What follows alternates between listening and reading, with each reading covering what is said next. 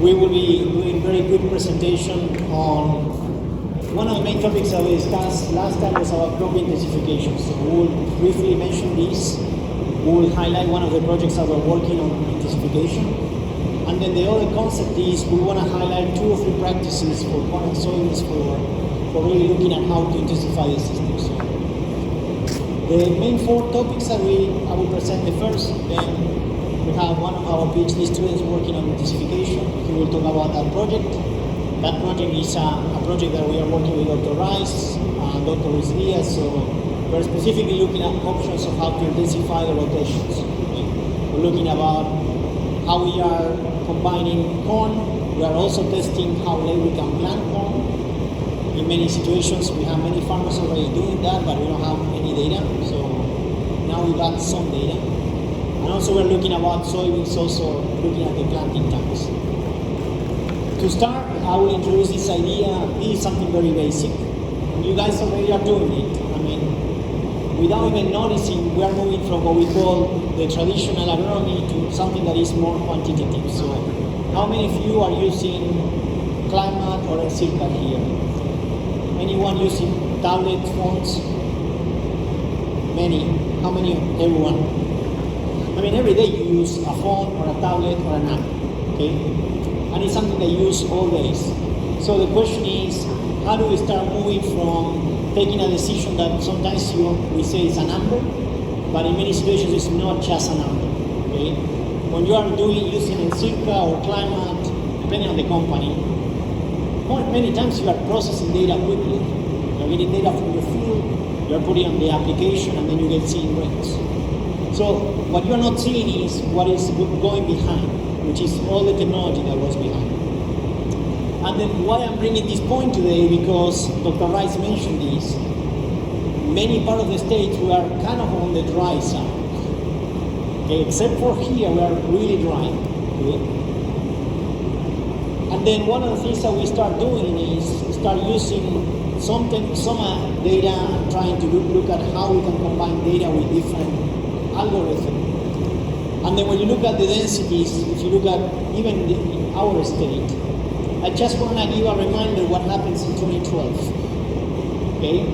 I'm not bringing bad news, but I want to give you a reminder that we have very good years, the last many years, okay?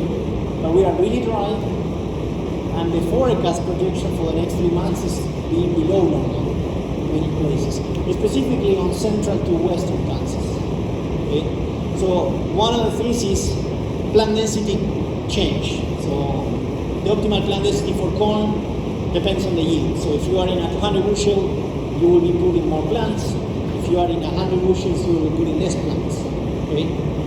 I want to make sure that we give a reminder to be cautious, because we are seeing that we are dry, and the projection for the next coming months seems to be still dry. Okay? And plant density is a very positive tool if you use it well. If you put more plants, then you create more stress. Okay? And this is just an example of, if you look at the different sections of the map, in 2012, we were in optimal plant densities in the middle of the state and here, that they were really low. The optimal plant density was 26,000 here. If you look at 2018, in some places we were around 30,000. That means that we have a flexibility of 4,000 or 5,000 plants that we need to decide, and we take that decision at planting. And this is an example, when we talk about dry weather, this is an example of how we are trying to move this information into developing probabilities. What is the probability? To give an example, I will give an example in 2 locations. Here is 2012 and here is 2018. So here this probability is 50% of probability for 2012 to be less than 20,000, and then here we are closer to 30,000 in a good weather environment. Okay? And this depends on how much water you have planting, which is a month or less, and what is the level of precipitation that we're planning to see in the next coming months. Okay? And again, the forecast usually doesn't get it wrong what happened tomorrow or next week. But at least I'm looking at the forecast and it's saying below normal. So for me, that's a sign to to make sure that we know that if we look at plant density, or they will talk about nitrogen. So if we look at all the inputs, we need to think about this.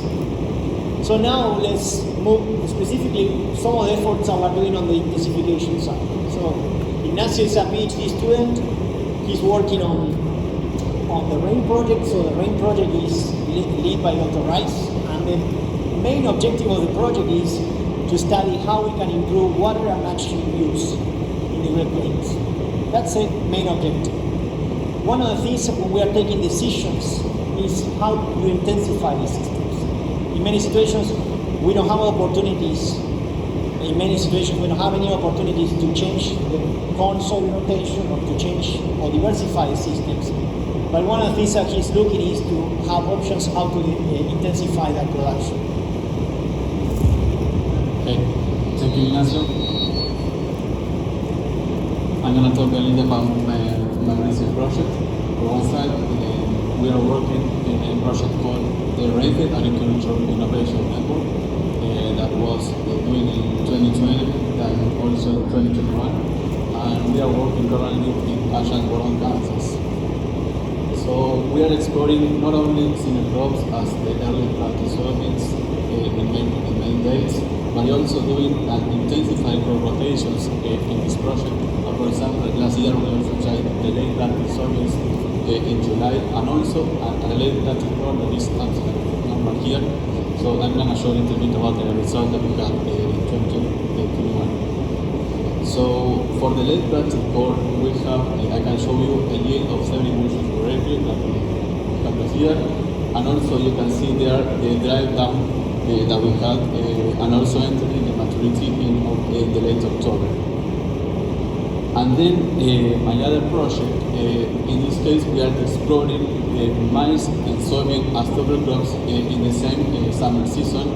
And we explored this in the season 2021, and also we are currently doing this current year. And in this case, we are exploring the different maturity ratings for corn and also different groups of maturity for soybeans.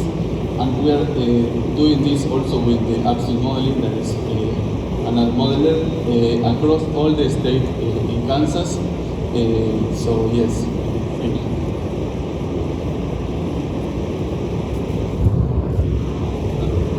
Thank you very much, Ignacio. Two Ignacios we have. My name is Adrian. Good morning, everyone. So we're going to do a short review. We're going to go pretty fast on corn and some of the key inputs. And this is some of the work that I've been analyzing. This is data from Kansas River Valley. This is from Eric Addy, that he was very generous sharing the data with us. And this is the corn yield, and here we have nitrogen rates. This is exactly the same location over the years. All the lines that you see there, they are drawing the response to nitrogen, and the same location with different rates across year from the 83 to 2019. So the idea here is to show that more or less we have the same shape of the response, but over the years we have a considerable variability. So there is a huge uncertainty, and you know this, that is related to the year, depending a lot on the weather. So the idea that we are trying to work with is to explore these different curves and the different reasons regarding that. So if we take the average of the agronomic optimum nitrogen rate here, we may get that with 146 pounds. We may be reaching the plateau, but the plateau could be very different depending on the year. And also, the optimal rate, it could vary between 100 pounds and 200 pounds. So that's the variability that we may observe over the years. Hopefully, we may start analyzing and finding the reasons with these different curves. And here we have a plot with precipitation average and the temperature during the season, so we may start classifying the years if we are below normal or above normal in terms of both rainfall and also temperature. So this year we are going to be below normal in precipitation, and it's very likely that we are going to be above normal in terms of temperature. So we may be exploring the curves on this occasion regarding those particular situations. Also, another factor to have in mind is the uncertainty within the same location. This is just an example of normally we have a plot, right, where we have different replications. We have 4 replications here, and then we may see the variability across the different blocks, the different repetitions we have in the same experiment, right? So that's what you expect also in your field. Not all the regions or the zones within your field will respond exactly the same for the same input, in this case nitrogen. So again, if we have one of the years, we may obtain an optimal nitrogen rate of 160 pounds, but this could vary between 120 and more than 200 pounds. So the idea is to start exploring which are the reasons behind this variability. And also there is a huge concern that we have is regarding the prices, right? So now with the pound of nitrogen over $1, we have an unprecedented price ratio that this year pound to pound discount. In this case it's kilogram to kilogram, but today we are more than 10. So we are about 11, 12. We need that amount of pounds of corn to pay 1 pound of nitrogen. So the idea is that many times when we are seeing the recommendation, this famous number of the economic optimum nitrogen rate, they are estimated using a single corn price and a single nitrogen price. And many times we are not considering the variability that we may have over the years or even across different locations, right?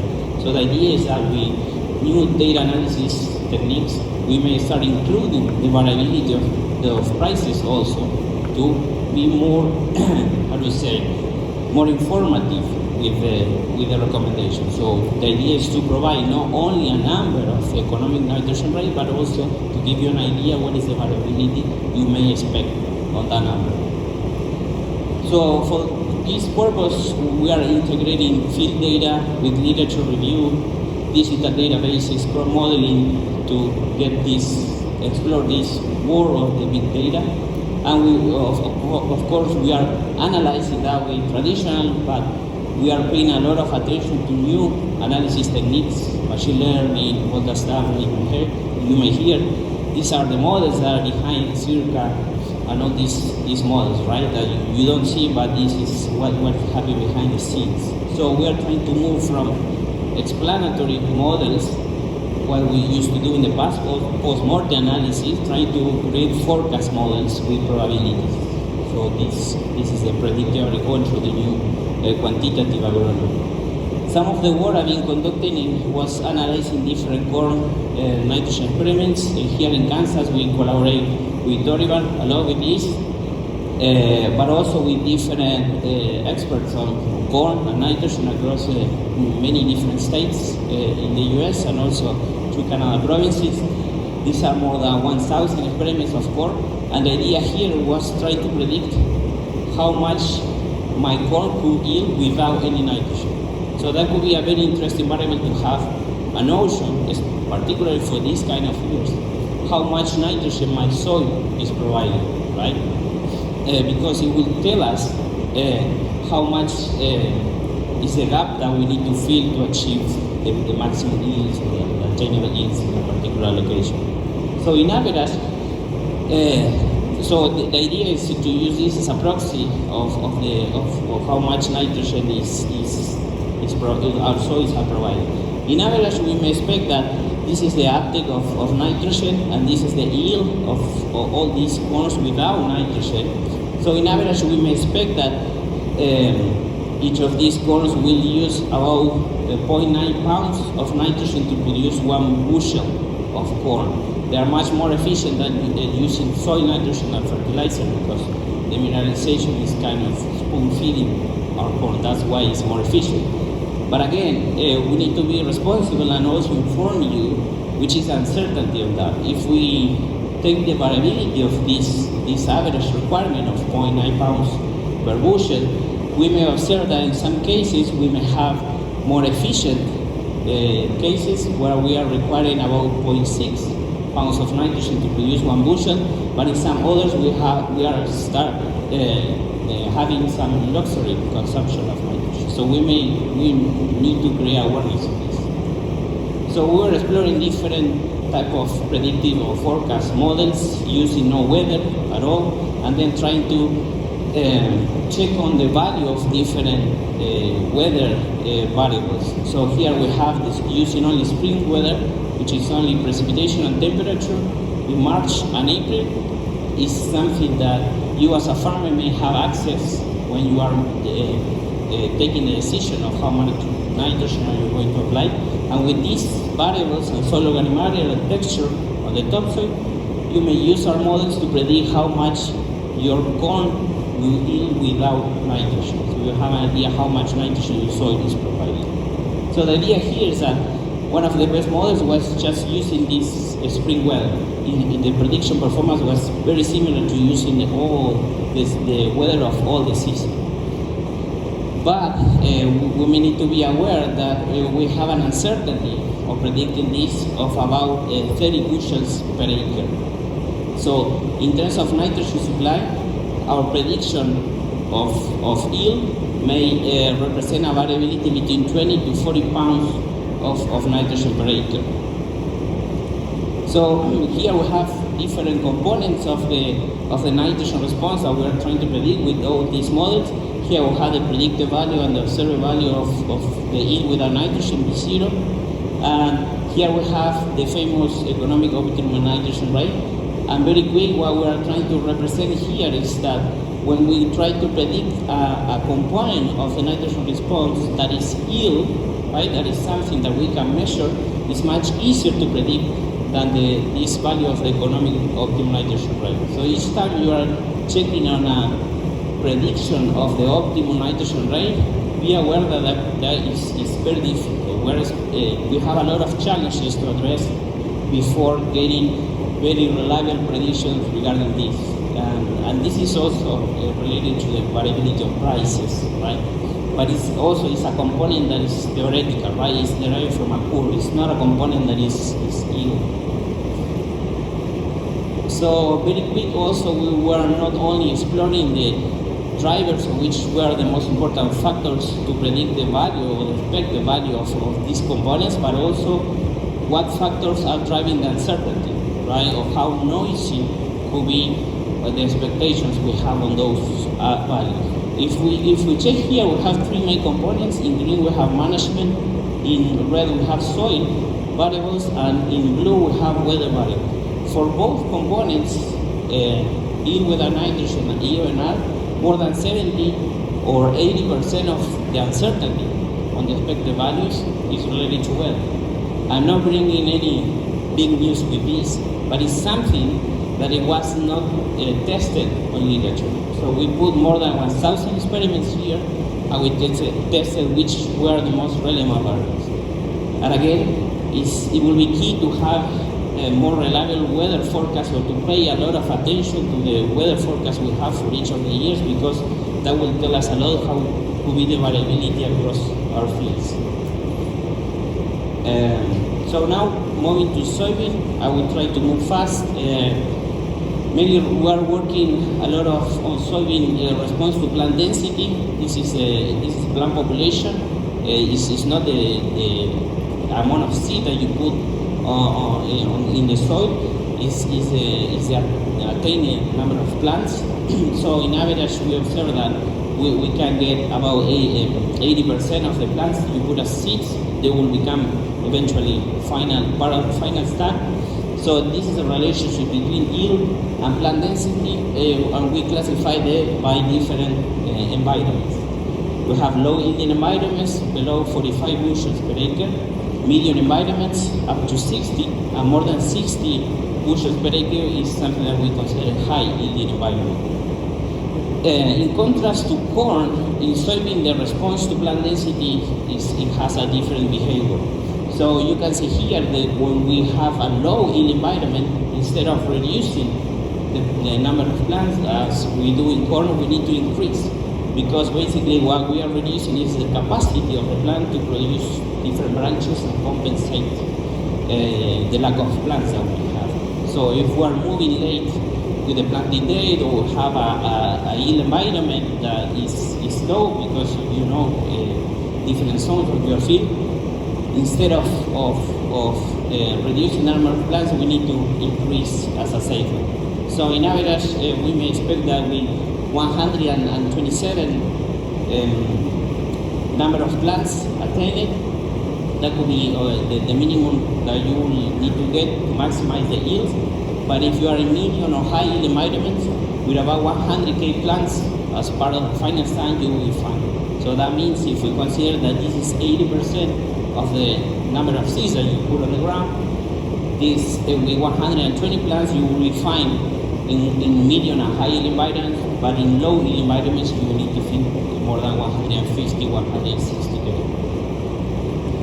Regarding this, we are working in partnership with Iowa Soybeans on an app where if you have 3 years of yield map of soybean that you are managing with the same seeding rate, you may consider using this tool. This tool, you just need to put a file with the 3 years of data, and then you just need to specify which is the seeding rate you are using.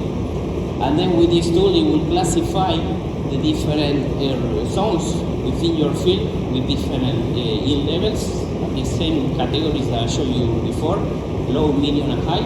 And based on that, it will give you some recommendations to start managing your field with variable rates. So it's pretty easy. You can check on this link. You also have the presentation on YouTube in a couple of hours probably. So you may get access to this. It's pretty much easy to use. So you are more than likely to stop by and check it. So now, Ignacio, thank you very much.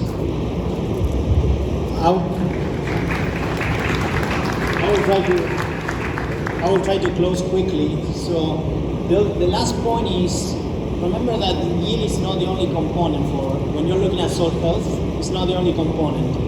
This is something that we are doing right now. So we are collecting data from multiple states in the US to look at how also the management and the soil health is impacting the quality of the crops. And believe it or not, hopefully very soon we will get people, industry start paying for quality. Okay? I mean, Carlos is taking a lot of soil health data on yields, but the quality, the protein is something that also has an impact coming from the soil health. And it's interesting to know that when we ask people, many times there are practices, I mean, that you can do if you apply sulfur or if you do soil no-till. We're seeing that you can make some impact on quality. We are collecting right now protein maps on many fields on quality. We are doing calibrations. So this year we will have, I think John Deere is coming out with a new sensor. Next year that sensor will be out for everyone. And what we are also doing, that Carlos was saying that he will not reprove the exam, hopefully. We're also doing a quick survey, not today, we already conducted this, but very important, we were working with many farmers and asking the questions about, do you know your protein levels in the field? Many times we say 87% of the people, the farmers, they did not. And I know why. No one cares. No one pays for that. Okay? So that's what we wanted to change. And that's important to have these surveys coming from you, from farmers. Okay? Because industry needs to see this. If no one cares, I mean, no one will have quality. Point. And if you don't get good quality, we start seeing problems on the pork industry, the chicken industry, and someone will need to pay. Okay? One of the last questions was about management. Are you interested in management? 71% they were saying yes. If you tell us and if you give us an incentive, we will be interested to manage for quality. And in fact, we are seeing that 42% of the farmers, they say even if you get 50 cents only, 50 cents extra per bushel, they would be enough. I mean, we put in this question, we put 25, 50, 75, $1, and the farmers, most of them say only 50 cents. Okay? That is telling us that, again, I want to emphasize this point because we are conducting studies, collecting data, and soil health is also a key factor for protein quality. And today we are all focused on yield, which is fine because we get paid on the yield side, but quality is a huge factor. Okay? So briefly what we did today here was to mention that we are working on a few things on the intensification. So Ignacio is planning to keep working on how late we can plant corn. That is a question that we still have. What are the best combinations? We also are discussing with Dr. Rice about thinking about diversification. And then we are trying to tell you that we are working on connecting the research and making sure that the research is available to farmers. Okay? Everything that we're doing here, or what Carlos is trying to do with the surveys, is exactly that. We want to get the input of farmers to make sure that our research is relevant. Okay? Not just to say to us, we did a good job, keep going, but we want to get your feedback. Okay? So when you see those surveys on your table, please help us to fill those surveys. If not, Carlos will fail the exam. Okay, thank you.